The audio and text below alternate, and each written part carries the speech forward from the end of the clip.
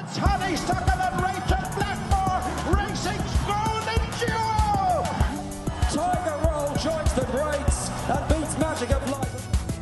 Best behaviour on the near side with the wettest of saves for Barry Brown and Oliver McKiernan. Local trainer Derek McLaughlin again in the honest now. Lord Lyon wins it from... It's Sam Coe on the stand side before he had the second round. But he lands in the lead by half a length and goes on from Sam Coe. Hello and welcome to the latest episode of We're Going Chasing. Killian, what a week we had. It's after taking us a full week to sort of recover, get our ducks in order, we say outside of the podcast, and to have a bit of time to do this. Yeah, absolutely. Like it's the best week of the year, and we really did the dog on it. So I'm still not right. I don't know will I ever be right. Mentally, emotionally, financially, I don't know. Like it takes some toll out of you, and yeah, it's some week though. You wouldn't trade it for anything else. Like No. The week of the year. I know yourself and maybe some of the other lads in our group are thinking about moving abroad next year and whatnot. But the plan is still to fly back. Probably not fly home for Christmas, but fly home for Cheltenham. It might as well be Christmas. Exactly, yeah. Actually, we have a great photo as well. We might put it up if you're agreeable to it. We had Killian asleep in the bath there. On the Tuesday night, I came home. It was a 2-story house we were staying. Well, a 3-story house, and we had the 2 floors above, and I was upstairs. Like, and Killian is an awful man for snoring. I could hear the snoring through the floorboards down below. So I go down and go in to check on him. He's not in his room. He's asleep in the bath. Because he didn't want to keep another man up awake in the same room. But you had the whole with the echo in the bath as well. Yeah, look, I'm not sure. Look, we won't be putting the photo up, so you can imagine it. But look, I said I wouldn't keep the place up, but fuck it, I didn't impact my sleep anyway until lads came in and started taking photos of me. So. But look, you were agreeable to a photo anyway, but you probably had a few drinks in you at that stage. So look, I had no choice in it, I'd say. We'll see. We'll discuss it later on. Look, get into it. That Tuesday was unreal, wasn't it? I was speaking to a man since I came back at Navan on Monday at racing there, and he said that he's going to Cheltenham 47 years, and the only moment the top honeysuckle for him was Dawn Run winning the Gold Cup. Like, that just puts it into perspective, I think. Yeah, it does. Like, I'm going racing now for years. I've never had a day at the races like it, and no. I don't know will I ever.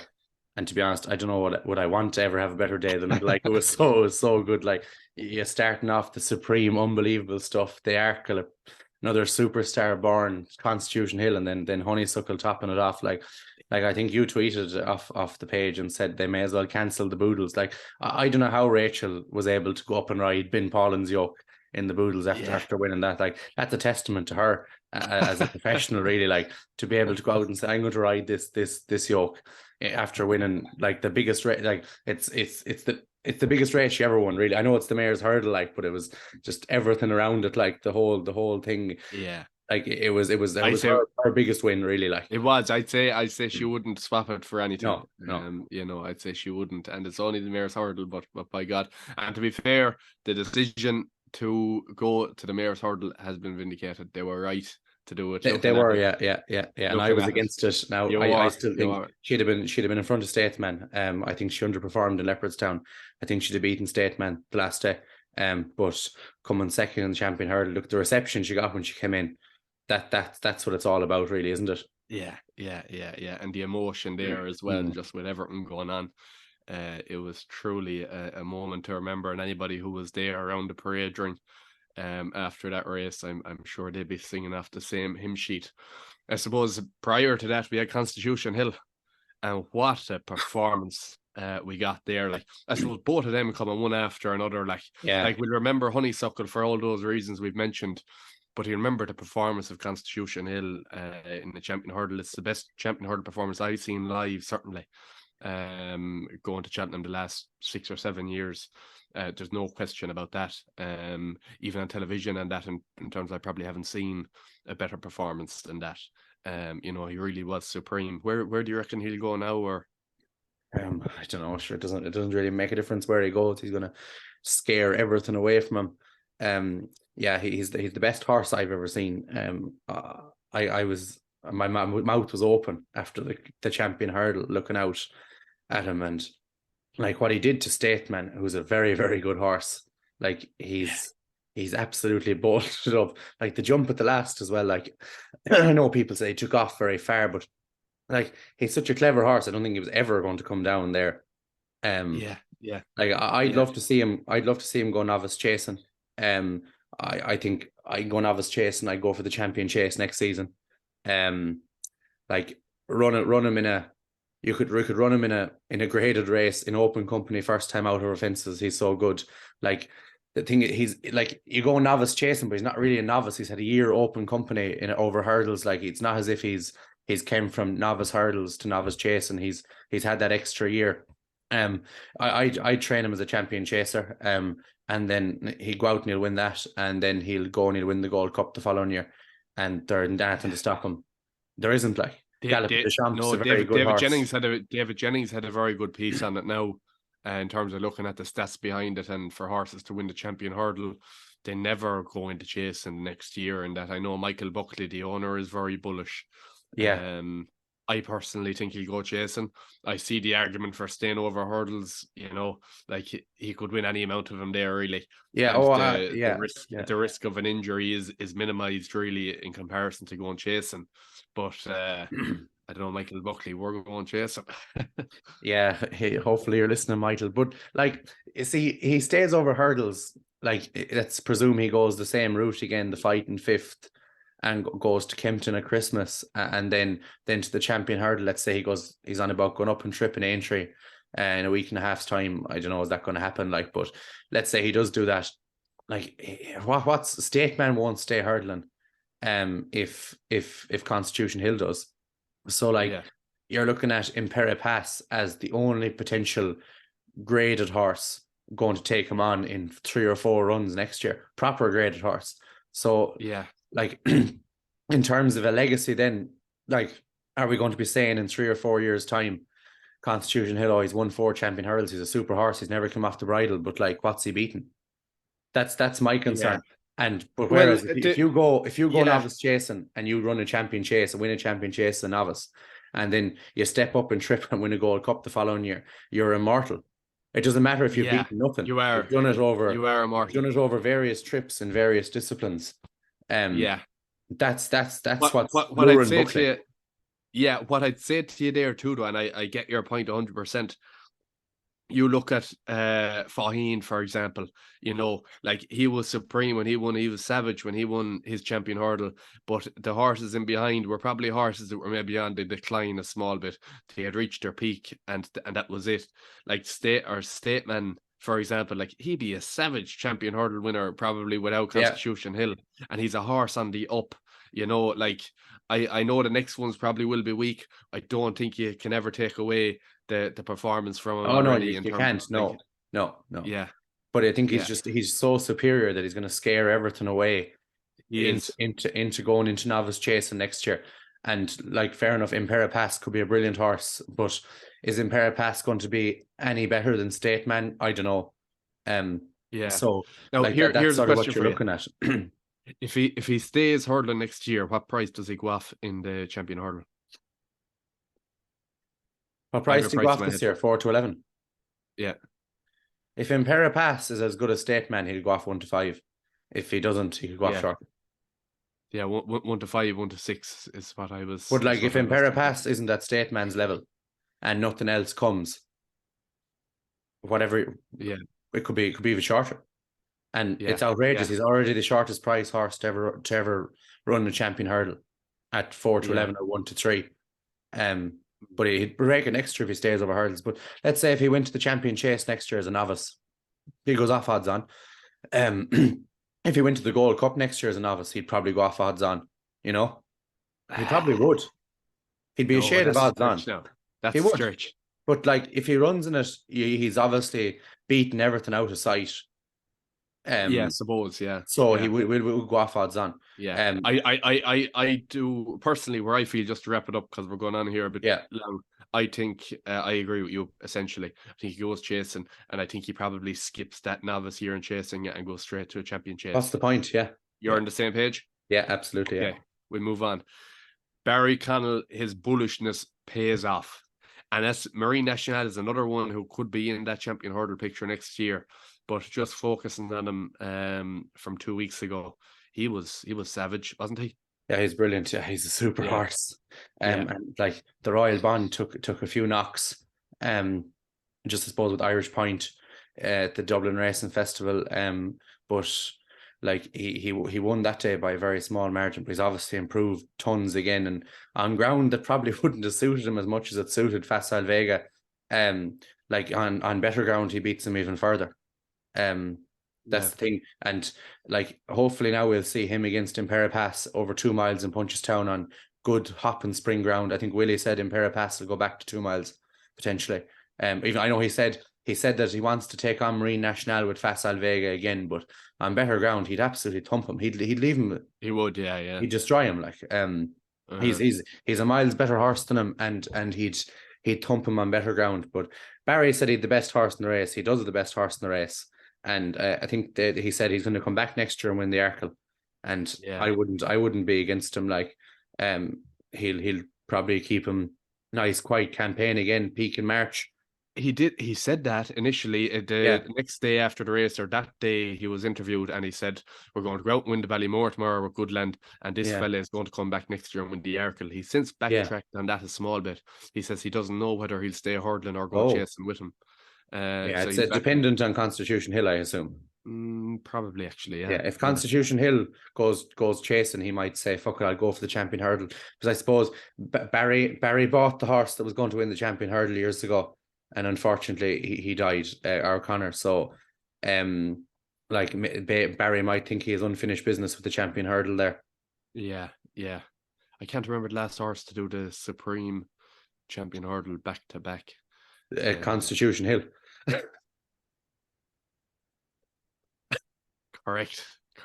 What I saw on Twitter was the horse who did it before him. Yeah. And that's what I was trying to think of there. But yeah, of course, Constitution Hill. Yeah, Constitution Hill would be the answer to that. And also on Tuesday, El Fabiolo. Yeah. You know, he was very, very good. Swatted away John Bon. John Bon probably looks like he could do the step up and trip, maybe. Yeah, he definitely does. And people were worried about the jump, and El Fabiolo did make the odd mistake or two around, but I always felt that El Fabiolo had the biggest engine in that race, as the best horse. And and even he could allow for those few mistakes, and he duly obliged. He did, yeah. Look, he's a super horse.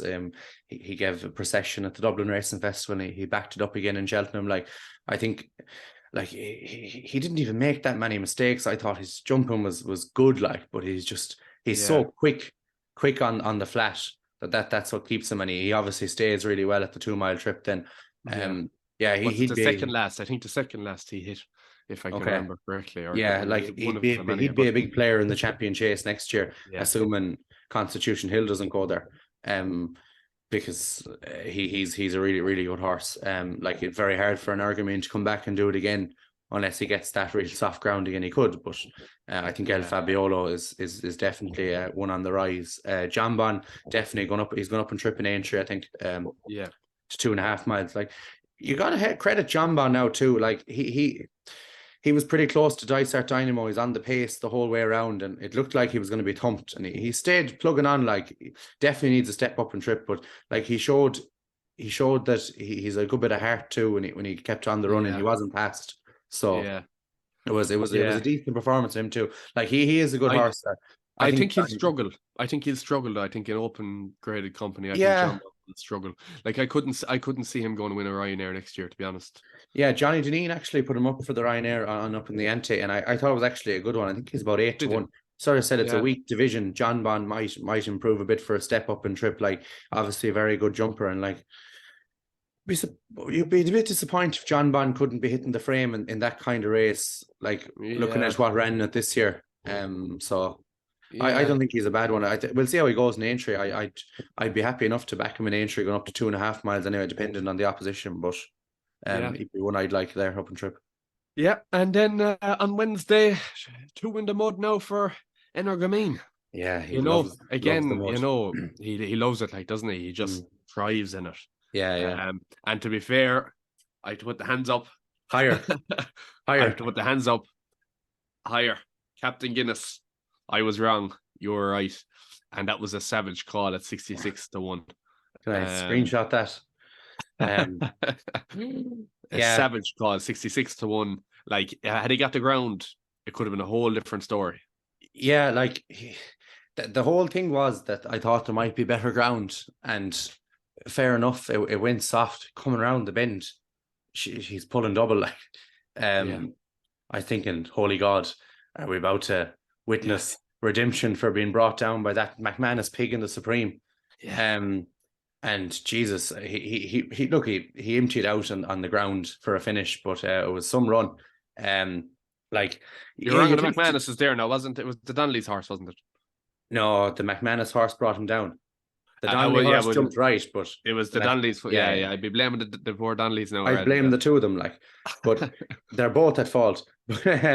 Yeah, he was brilliant. Like, on better ground, like, you'd think Energamine wouldn't be as far away from him, and like the way Edwardstone and Nuba Negra and the other horse, this Editor Jeet ran, like, the ground was. They ran so bad that it couldn't possibly have been the ground. So, like, I'd like to think your man would have been thereabouts jumping the last. He would have. On better ground, but he ran some race for 66-1. That's a 12-1 winner. Like, that was my best winner of the week, nearly. Like, I didn't back a bigger horse bigger than 12-1 as a winner all week. So, very, very happy with that. Energamine, he's some horse. He's won 2 now. Like, people are going to question it, saying, like, oh, Shishkin bombed last year, and this year Edwardstone and Editor Jeet bombed, and he's beaten Faname de Civila and Captain Guinness in 2 champion chases, but he's won on the bridle both years, like, so he's a brilliant horse, and that kind of ground really suits him. It does, yeah. Look, Edwardstone was actually there, I think. They were saying that they had the fans out for him after, like you'd see at Royal Ascot when it's like 25-30 degrees heat, and they'd be throwing water on the horse, and huge big fans. Apparently they had them out for Edwardstone. He was in a bad way after it, and I see that they're going to leave him off now until the rest of the year. Bring him back next year. That could be him finished now. I'd be surprised if he came back as well. Now he's 9 now, like, starting next season after a run like that and that kind of ground could finish him really. He could win at Sandown or something. You wouldn't know. He might win a bad race at Sandown, And then Imperial Pass, obviously, we touched on him a small bit earlier on. Again, all the talk about Willie's was bang on. He was savage. Jumped brilliantly. Showed the speed of a champion hurdle horse. Willie always sort of sends champion hurdle types to the Ballymore, and he struck me as a champion hurdle type. I'm sure he struck many people as a champion hurdle type. Yeah. What's interesting was poor Bob Ollinger actually even had a better race and post rating in the Ballymore than Imperial Pass. Yeah, by 2 pounds. Yeah, I forget the actual figures, but 2 pounds higher Bob was. That's how good he was that day. It puts it into perspective, doesn't it? It was devastating, to be honest, from Imperial Pass. Like, and Gaelic Warrior rated about 155, then thumped into. Was he second? Horse, very good horse. He's a good horse. Yeah, he didn't actually jump that far right either. But like thumped Imperial Pass. He took a real walk late on as well. I think it was the 3-1 available right before the off or something. Because I was looking at him the night before, it's 7-4 price, saying, oh, fuck it, he's gone a bit short now, I'll leave him off. But 3-1 there in the off, you sort of had to beat back in that, didn't you? But he was brilliant, and he looks a champion hurdler. I suppose it's Constitution Hill dependent really too, isn't it? I think he's going to stay over hurdles though, Willie was sort of saying. So that might mean, like, he probably will go there, Constitution Hill or not. He might be fighting for second, but like, you've got a Morgiana, you've got the Madison, and you've got Irish champion hurdle to win as well. So like, if you win 3 grade 1s with Imperial Pass next year, fuck what harm if you don't win the champion hurdle, you've still won 3 grade ones, you know. Yeah, very true, very true. Moving on then, the RSA, the real whacker, wins it from the front, you know, and he jumped brilliantly, but I'd say the horse to take out of that race was in second. Yeah, I think the two of us dismissed the real whacker as any sort of chance really in the race. Like, in fairness to him, he just jumps and gallops, and he got a great ride from Sam Twiston Davis. I don't know if there are many better from the front over in England than Sam either. He's super, and he gave the horse a great ride. But yeah, it was Jerry Cologne. Just stop. Don't get into that. Different leagues. But what's stop. Jerry Clone probably is the horse to take out of it. Like the old track in Cheltenham probably wouldn't suit his strengths that much. It's tight. I suppose I think a more galloping track might suit him a bit better. But he in fairness to Jordan Gainford, I saw he got a lot of slack online over it. That was absolutely ridiculous. Like, he did nothing wrong. What could he do? Horse got outpaced turning in and just stayed on, but that's what he does. Like, he watches race in Sandown, watch him in Limerick, he looks like he's beat and he just stays on, but just he found one too good. That's all it was. And the real whacker, like, the Patrick Neville was on about running him in the Gold Cup. Now, he'd have been lapped in the Gold Cup, but he's won the RSA, so fair enough. He made the right decision. And like, if both of them turn up in the Gold Cup next year, there's only one winner, like, out of them two. Oh yeah, I'd agree with you there. Yeah. You know, but look, fair play to Patrick Neville. Yeah, no, absolutely. Yeah, and they put that down as a winner for England as well. That was wrong too. He's a Limerick man. Like, he's only over in England a year. Like, come on. I don't believe in the Presbyterian Cup anyway. But like, let's get things right. He's trained in England. Like, he's from Limerick. Like, come on. Right, that's a whole other can of worms anyway. Delta Work, then, I reckon he was better this year than he was last year. I reckon that was a better performance to beat Galvin than what he did on similar ground that wouldn't have suited Tiger Roll last year. You know, an aging Tiger Roll. I was quite impressed with Delta Work, and I do really fancy him for the national. But like, you know, you can't really fancy anything too strongly for it, you know, because such is the nature of the race. But all things being equal, you know, he's going there with a proper chance. Yeah, he is, absolutely. And yeah, just as you said there, the Racing Post rating was £3 higher this year. I was going to say he beat a better horse this year than he did last year as well, but I don't want to upset you. So I sorry. Yeah, Galvin is a classier horse than Tiger Roll. That's a fact. Like, Galvin won a Savills Chase just a year and a half ago. Like, so yeah, but Tiger Roll goes very well there. Oh, he does, yeah. But Tiger Roll was 12 as well. Like, Galvin was exactly. No, it was a better performance. Yeah. It was a better performance. Tiger in his prime and nice ground would swat the two of them aside around. Yeah, perhaps. Around Cheltenham, he would swat him. He would, yeah. He'd be laughing at him. But perhaps he would have, yeah. But look, he's it was a great performance. He's a bit short now for the national though. Like, I don't know what I like to go backing him now at fucking at was it 14-1 or 12-1? Yeah, 14-1. Yeah, it wouldn't be for me now, but he'd have a right chance. I think he might go a bit better than he did last year too. Like, yeah.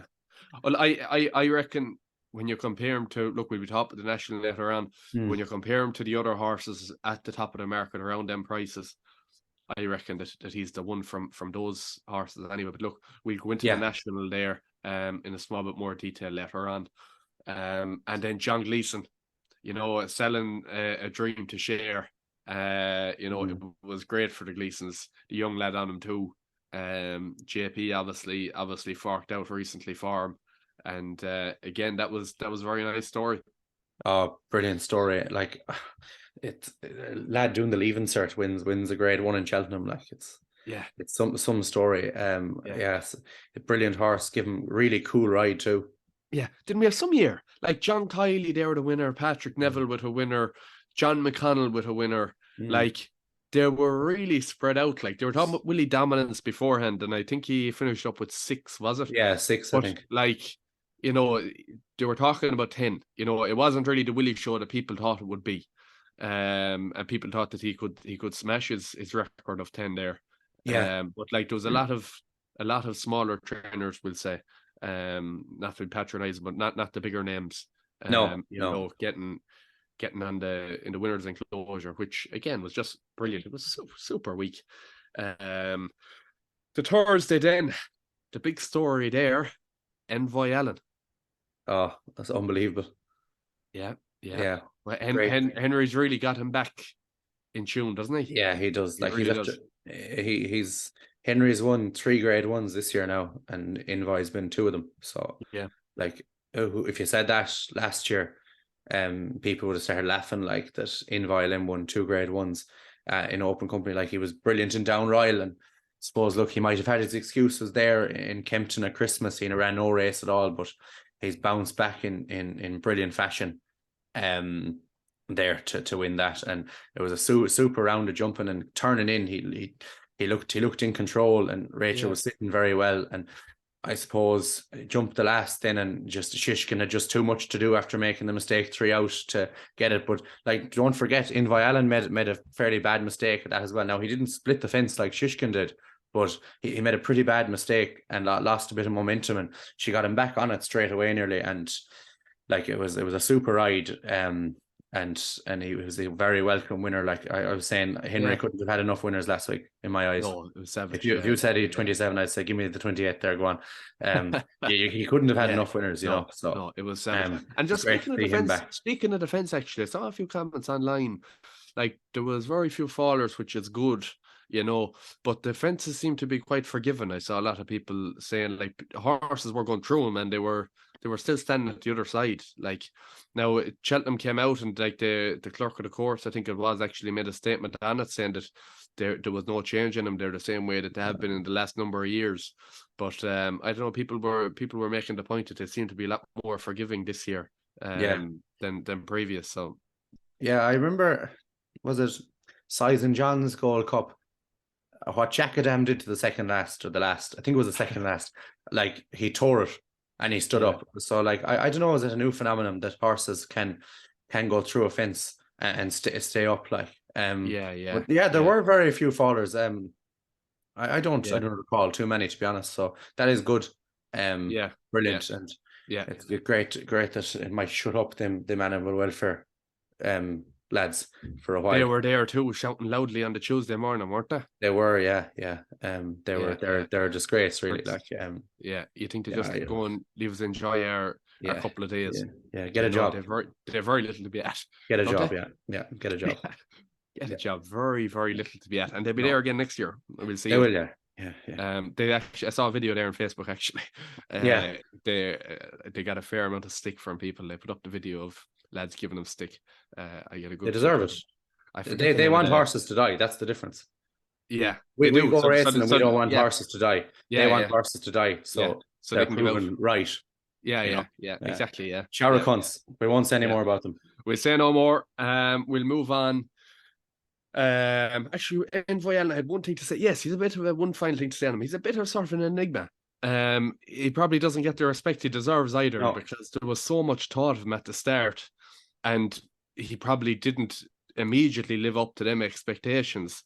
And myself included, probably haven't given him the respect he deserves. He's now the only horse to win a bumper at Cheltenham, a hurdle race, and a race over fences. Only horse ever to do it. And he's won open company grade ones at over 2 miles, 2.5 miles, and 3 miles. Yeah. Like, savage horse, to be fair, you know. And doesn't get the credit he deserves. No, he doesn't. Because there was too much hype. There was too much hype, and he didn't instantly back it up, but he's backing up every bit of it now. Yeah, correct. Call a spade a spade. And moving on then to the stairs. Porter's floored. Yeah. Fort. You know, we to be fair, we've been calling that all year. Yeah. Now, I thought it was a horrendous ride. He went too hard, didn't he? Way too hard. Yeah, like, he never went as fast. No. And he barely got a breather either. Not really. He did at the top of the hill coming down the second circuit, but it was too late. He'd gone too hard for too long. And it's actually a miracle he came fourth. Fair play to him. Fair play to him, But I think that's just testament to what this kind of shit there was in behind. Like, I think it obviously wasn't a vintage race. I think it was throughout a freak result. The Stayers often does come back to Lisnagar Oscar a few years ago. Sorry, de Burley, like the really strong gallop would have suited him, obviously. Very strong stayer. The best stayer won it essentially. Like the best stayer, the best stayer it was win it. It was run. It was run to suit the strongest stayer. Yeah, it was. Yeah, absolutely. It was the strongest stayer on the day. He was. Yeah, it's thrown out a freak result. I'd say if you ran that race 10 times, you'd have got a different winner than most of the time, but it would have been the same horse every time nearly. It's strange from Davy Russell on the you favourite. get a different winner, but it'd be the same horse most of the time. Well, you get a different winner than what you got, but the same horse would have won it maybe 7 times, I'd say. Okay. Yeah, I worded that very badly. You did very badly. So who'll be the winner 7 times out of 10? The favourite. Davy coming round the turn, there was a gap between Flora and Porter and Home by the Lee up against the rail. I'd say I'd have drove a lorry through it. And he switched him off it inside Flora and Porter. Now, you could say maybe he hadn't the horse to get there, but he jumped the last in front of Flora and Porter. So he obviously did have the horse to get there. And then got interfered with by Dashel Drasher then after that, and that sort of finished him then, but he ran onto the line, was beaten 3/4 of a length. I don't know. Again. I don't know. I think if he stayed at the rail, there was still a nice bit between himself and the horse in front of him. I'm not sure who it was. There was a nice bit between them. Had he went and stayed on that true line and gone for that gap and didn't make it, then you can totally forget. Oh yeah. You lose all momentum. Yeah, you know, like I can see why he switched out there, to be perfectly honest. Yeah, but he had the horse to get there though, because he jumped it in front of Flora and Porter. Yeah, but all it took was Flora and Porter to move over, left a small bit. Like he didn't know he was snookering himself essentially. If Flora and Porter moved over, then you're goosed. You're in behind him. And you are, You know, so he wanted to keep the horse going in the right direction. Yeah, switched him over and kept going. Now, after they jumped the last, he switches with about 200 yards to go, 100 yards to go, maybe, roughly.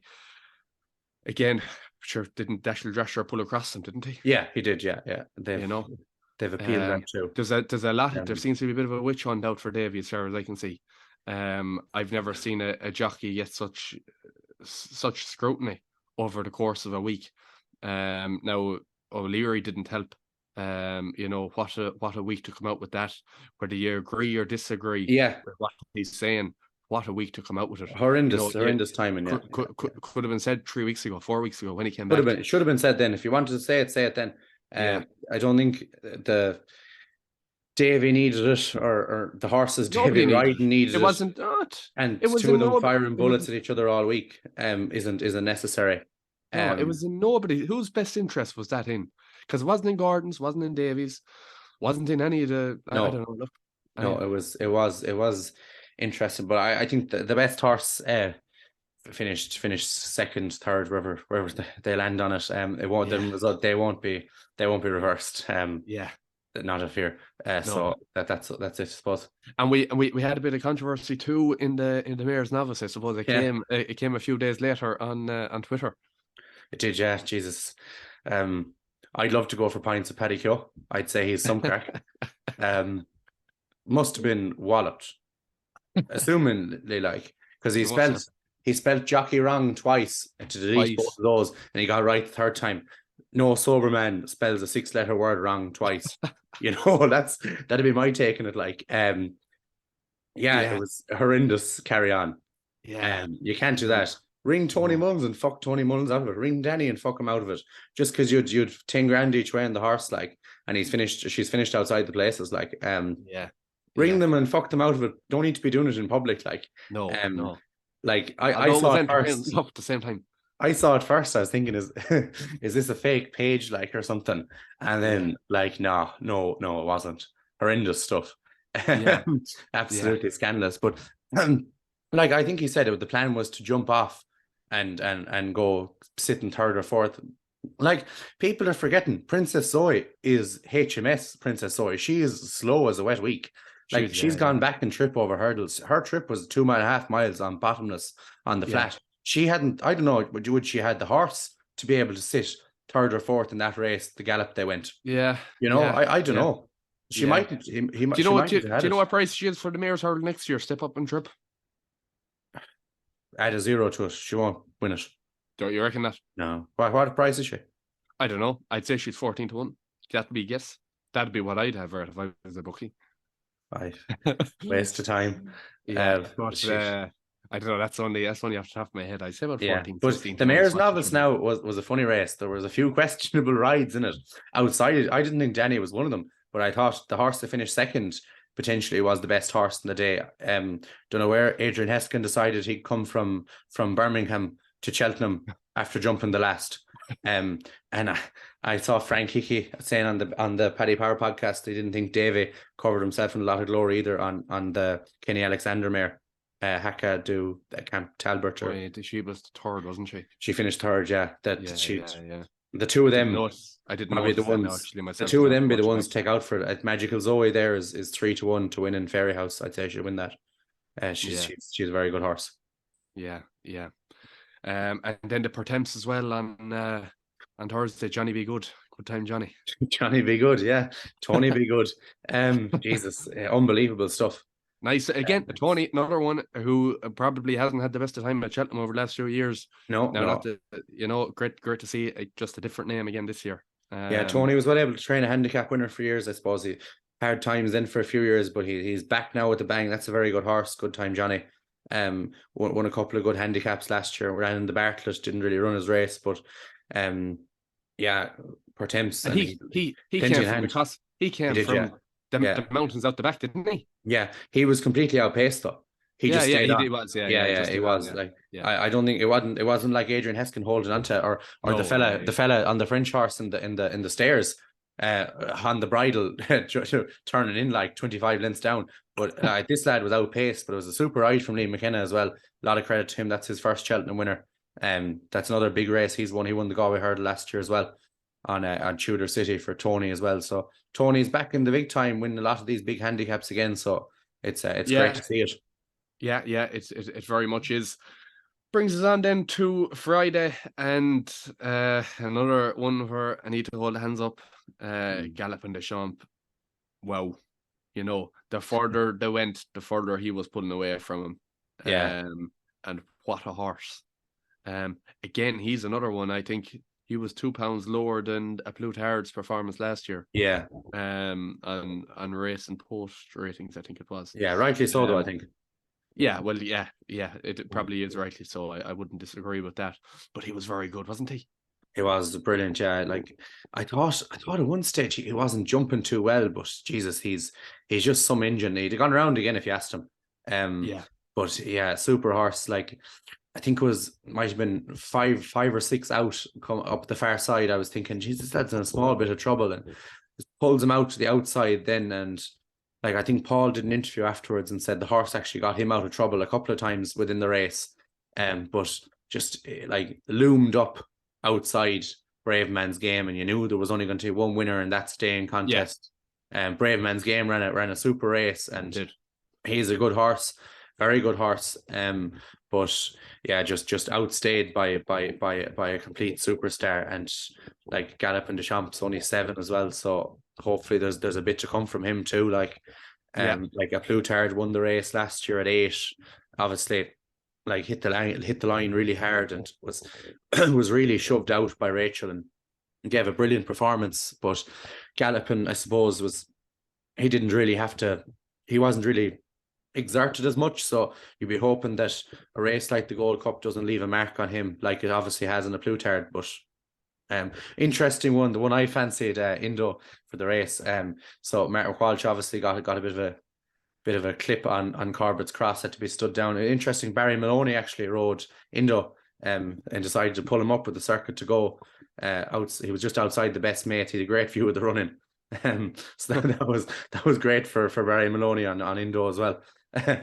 He got to see the running, but he never ran no race at all. No race. It was very unfortunate. He was the first horse home essentially. He was beaten after a furlong. It was totally unlike him. So to be interested, I don't know what they're going to do with him now going forward. Like 10-year-old, he's a lot given. He's been to Cheltenham 5 times now. So yeah, you'd wonder what you do with him all. Actually, I'd say that might be that he might run once more and get a clap. I'll be there anyway to clap him. But a Plutard was actually running a good race until the Ahoy Senior came down in front of him with Sounds Russian, and it sort of hampered him a bit, and that sort of put him off an even keel, and he was pulled up then. But he was actually running all right. So I think he's going to Aintree. There might be a spark left in him. Possibly. And before we finish up, there could very well be. And before we finish up on the Gold Cup, I have to give an honourable mention to Noble Yates. He's one that came from the clouds. He was miles back. And now I was thinking that he was close enough jumping the last, he'd be staying up the hill the strongest. Now he was nowhere near him jumping the last or jumping the second last. But the way he stayed on through the fields to get fourth, was very impressive. And for those looking at him, I think his weight, I think he's carrying too much in the Grand National. But for those who do fancy him for the Grand National, you'd have to be very happy with how he ran even. Just looking back then earlier in the day, lost him out. Impressive, justified. Paul Townend's choice in the race. Blood Destiny was extremely disappointing. Just totally fell out of it once he was asked for any pressure at all. I wonder, did he burst or anything like that? I'm not sure, but he totally and utterly fell away. I don't know if you've much to say on that race, Killian. Yeah, I was against Lossiemouth. I thought she might have had a very hard race in Leopardstown, but she's reversed the form with Gala Marceau in great fashion, really.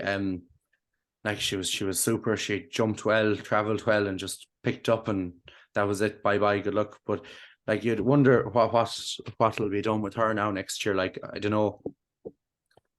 Like looking at that, she'll be staying over hurdles anyway, but like even getting the mayor's allowance next year, is she going to be much better than the likes of a Vauban? I don't know. Like these Triumph hurdlers, I suppose they'd probably want a trip in time, so maybe she might be one for an Aintree hurdle or something like that down the line. But yeah, I don't know. Like, was the strength of this juvenile division much stronger than it was last year? So that's the one thing I'd say about with her. Yeah. Okay, very good.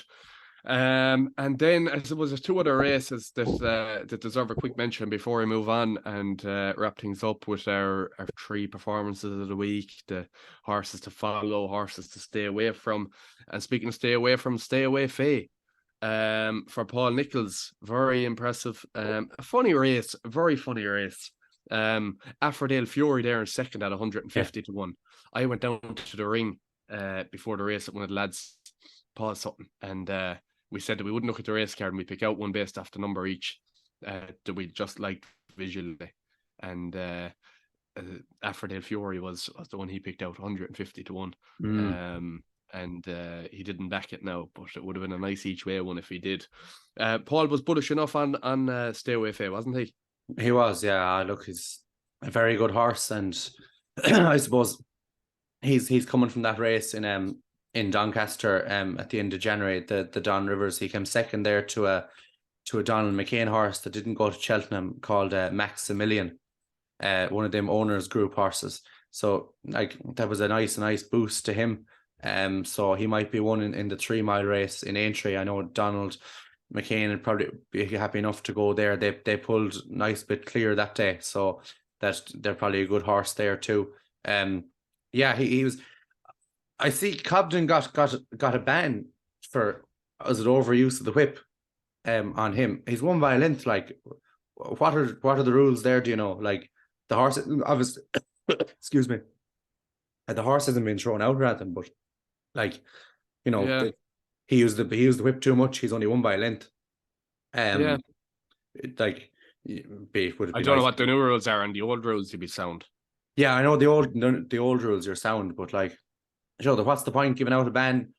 Like the damage is done there after the Fury's been beaten. I think we actually did.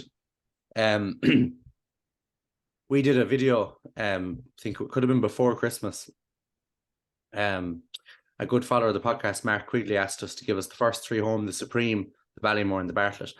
I have to go back and check. No, I didn't do it, but I gave Aphrodite Fury to come second in either the Ballymore or the Bartlett. I think it was the Ballymore, but I think he's about 50 to 1 at the time. I liked his run. I thought he was going to be the likely winner of that race in Navan that Dawn Rising won when American Mike was beaten. He was fell that day. Like they went a really hard But I thought he'd enough on him to win that day, but I obviously didn't back him the last day in the 150 to 1. But super ride from Sam Ewing. He's placed in 2 Grade 1s on the Friday last week. He's only 18, 19 years of age. So super, yeah. And he's still not qualified. Well.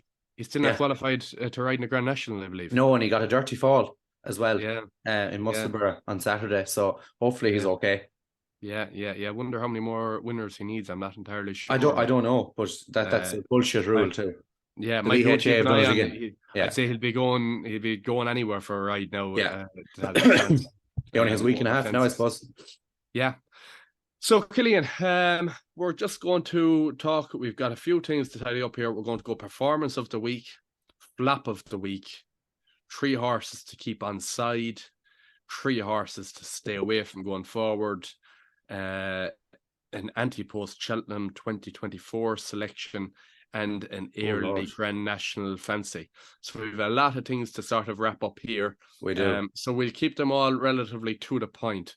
I'll start with you, performance of the week. Hit me. This is without Constitution Hill. Yeah, okay, fair, yeah. Yeah, he's performance of the week, like. Yeah. It's hard to know. I'd be leaning with Marine National. I thought he was brilliant. Like, I know, just purely because of the ground. Like, it was soft ground there in the Tuesday. I know he's won the Royal Bond on soft ground as well, but he's definitely going to be a better horse on spring ground. I think for him to do what he did to Facile Vega, who really loved the ground, like, I think that was a brilliant performance to do that. It was a very good horse, Facile Vega, who's loved the ground. He's won by 3.5 or 4 lengths. Like, it was super stuff.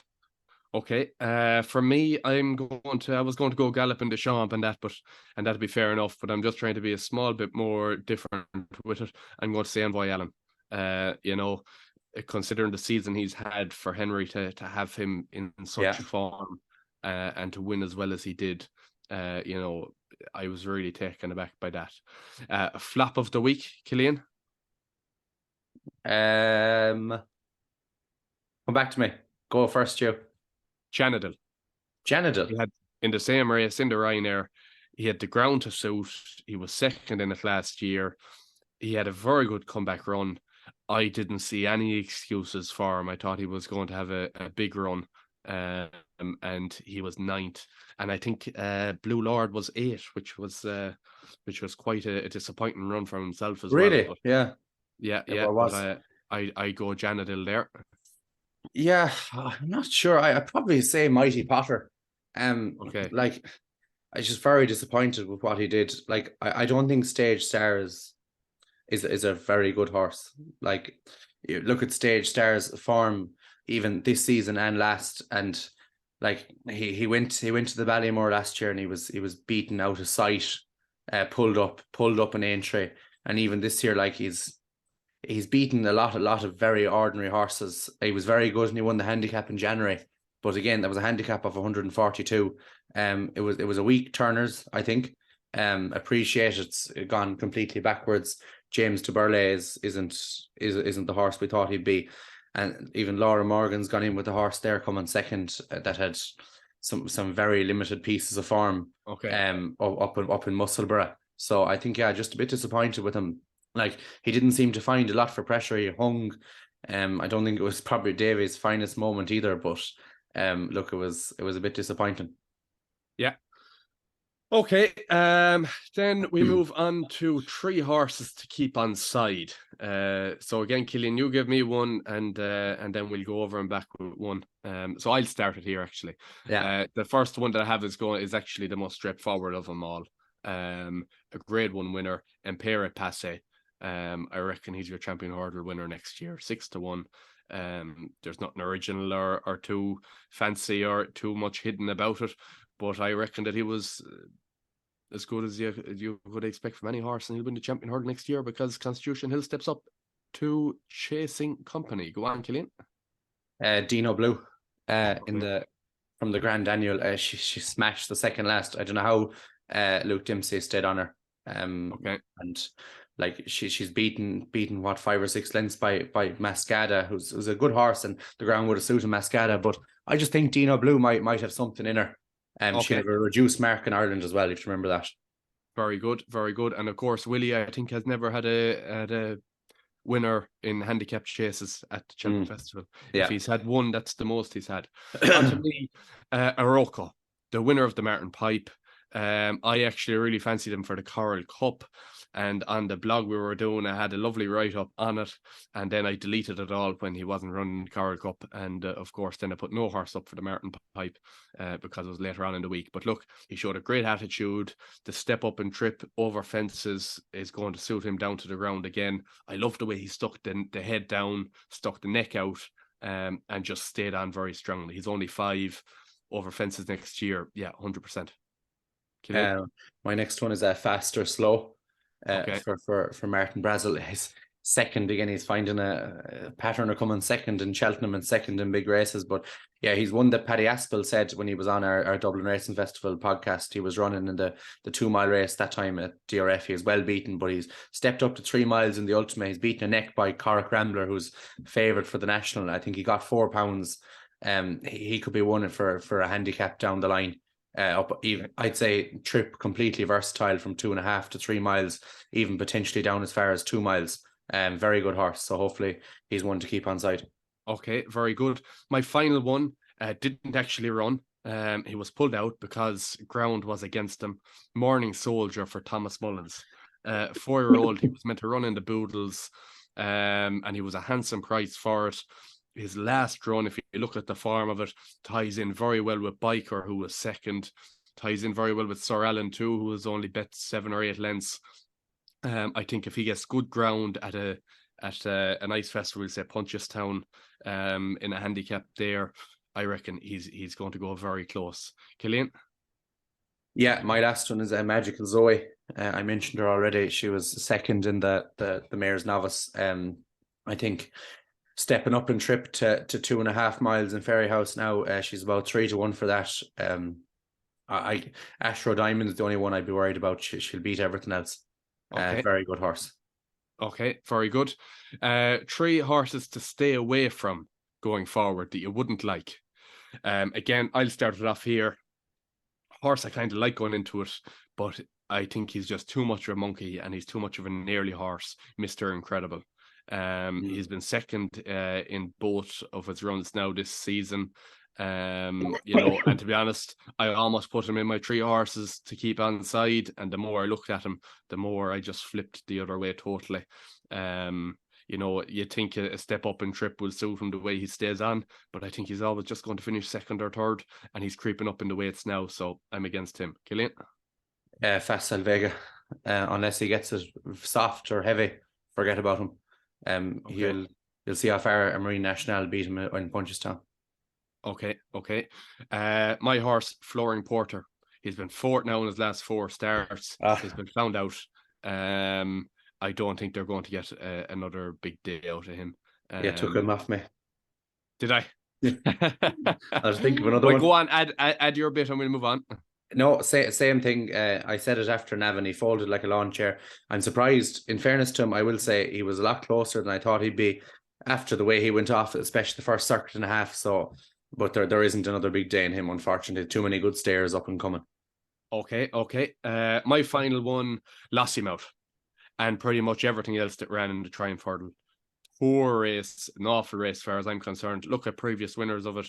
Triumph Hurdle horses do not train on and don't reach the levels that one would hope. Quilixius, Burning Victory, that was the year Goshen came down. They thought Goshen was savage. Pentland Hills, again, none of these horses have gone on to too much.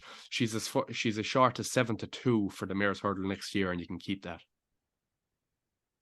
Fair enough. My last one is Hermes Allen.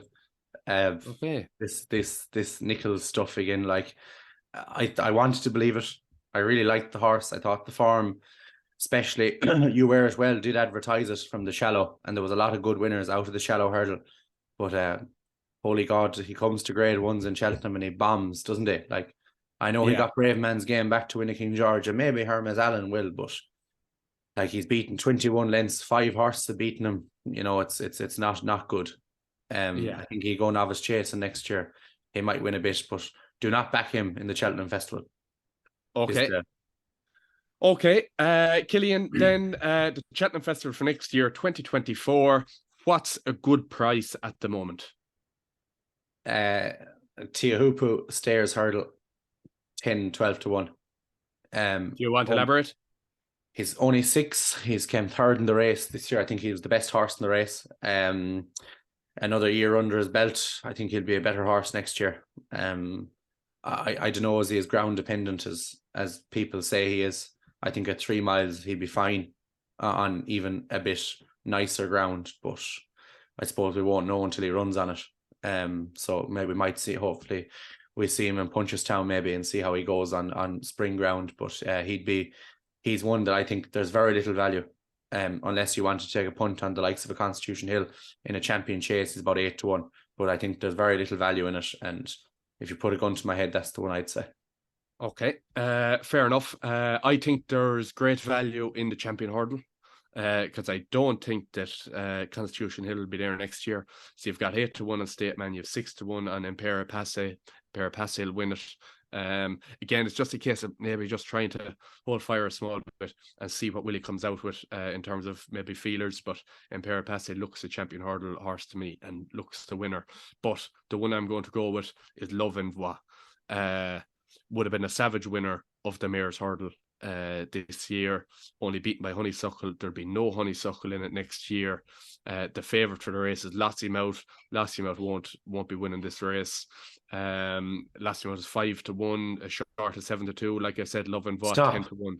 Yeah. Serious? Yeah. Fuck's sake. Exactly, yeah. Love and Voix 10 to 1 each way. Stonking bet, I reckon. A very good price. Right, so our final bit is our early Grand National Fancy. Killian, again, we'll start with you. The floor is yours. Yeah, fucking I'm after forgetting what I had. Come back to me. Okay, go there, you. Delta Work.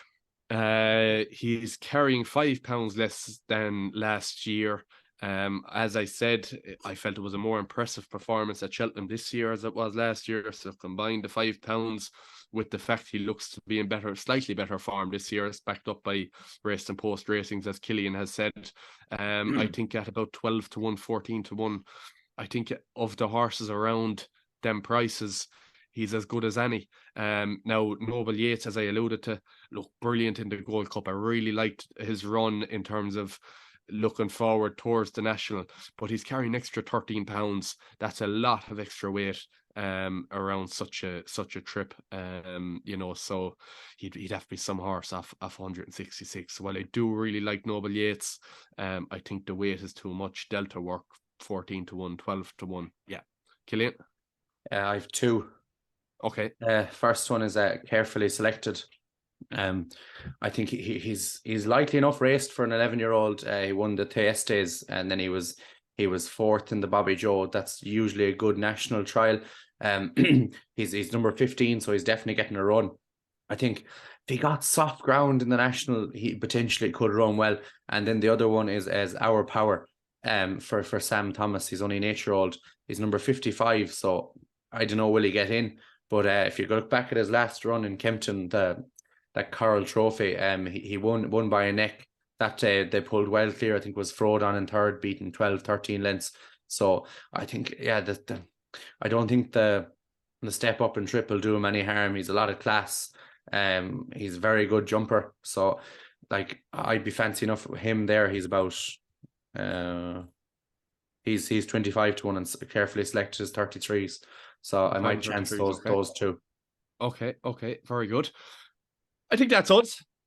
I think that is us. We'll probably see next week. For another discussion. We're a week closer to entry. There'll be nice racing, I presume, next weekend too. I haven't actually looked that far ahead. Couldn't tell you. But look, we'll be back in touch in the near future. I hope you enjoyed listening to the podcast. And again, let us know in the comments what you think. Make sure to like it, share it, etc., etc. It's nice to grow the channel, and we're growing there the whole time. So thanks very much. That's all from us. We'll see you. Good luck. Bye. Vauban finds more now and kicks away and up the hill. Vauban wins the JCB Triumph Hurdle. Round the home turn, Davy Russell decides to send presenting Percy on now. It's a beautiful straight, 11 victories for Honeysuckle. She is the winner of the Unibet Champion Hurdle. Heaven help us, runs riot to win the Coral Cup. Manila Indo is all out, flat out, but he wins the Gold Cup.